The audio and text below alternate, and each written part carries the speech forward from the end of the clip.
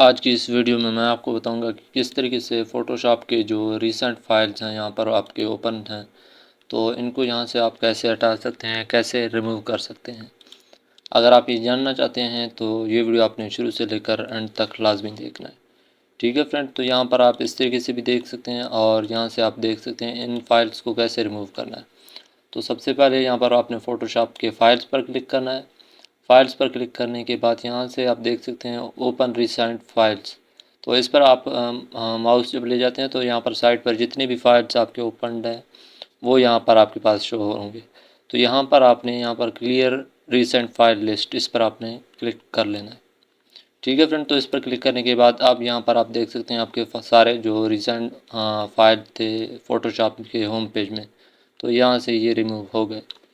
ठीक है फ्रेंड, तो आई होप कि ये वीडियो आपको पसंद आया होगा। अगर पसंद आया तो वीडियो को लाइक करें, चैनल को सब्सक्राइब करें।